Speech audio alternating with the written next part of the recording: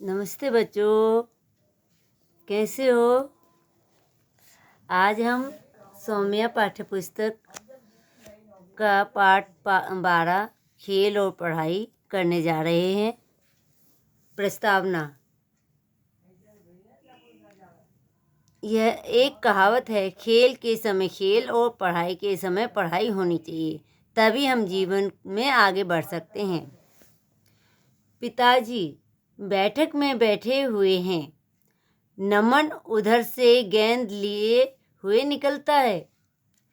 पिता, बेटा नमन, यहाँ आओ। नमन आया पिताजी। पास आकर बोली, क्या आज्ञा है? पिता, कल मैं तुम्हारे विद्यालय के प्रधानाध्यापक महोदय से मिला था। नमन, अच्छा, मेरी विषय में उन्होंने कुछ कहा? पिता, हाँ, उन्होंने कहा कि वे तुम्हारे कार्य और व्यवहार से संतुष्ट नहीं हैं। नमन, पिताजी, मैं तो सब काम ठीक करता हूँ, फिर वे मुझसे नाराज क्यों हैं? पिता ने कहा, वे कह रहे थे कि तुम गृह कार्य ठीक नहीं होता है।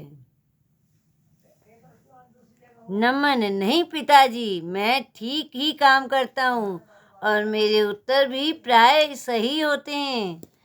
मेरा हस्तलेखन भी ज़्यादा बुरा नहीं है। अब बच्चों देखिए, आपने ये बेटे और पिता में वार्तालाप चल रहा है पढ़ाई के लिए। पिता ठीक होते हैं और पूरी तरह ठीक होते हैं और में काफ़ी अंतर है। इसी तरह ज़्यादा बुरा नहीं है और बहुत अच्छा है। इन दो बातों में भी अंतर है।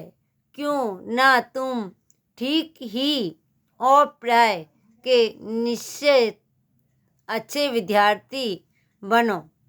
नमन, पिताजी, शिक्षक महोदय बड़े कठिन प्रश्न पूछते हैं।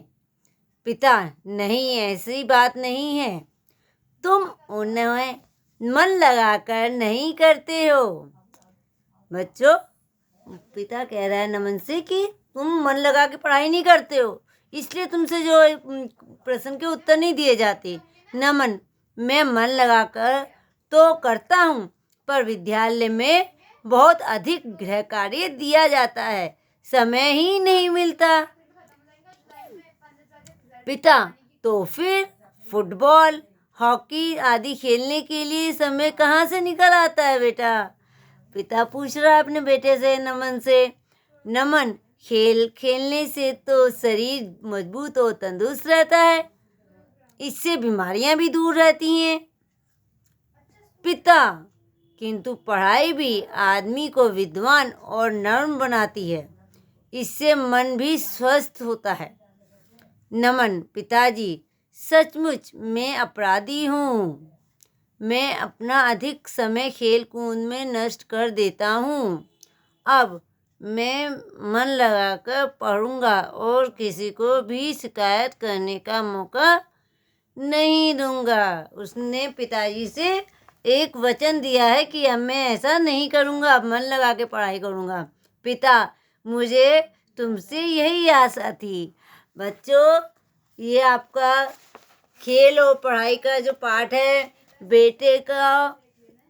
पिता और बेटे का वार्तालाप है, इसे आपने सुना, ठीक है? आप भी अपने मम्मी पापा से कहिए कि हम मन लगा के पढ़ाई करेंगे और हम भी अच्छे बन के दिखाएंगे, अच्छे विद्यार्थी बनेंगे। बच्चों, अब आपको इसके जो 10 कठिन शब्द हैं वो आपको लिखने हैं, ठीक है? और फिर शब्द अर्थ करने हैं।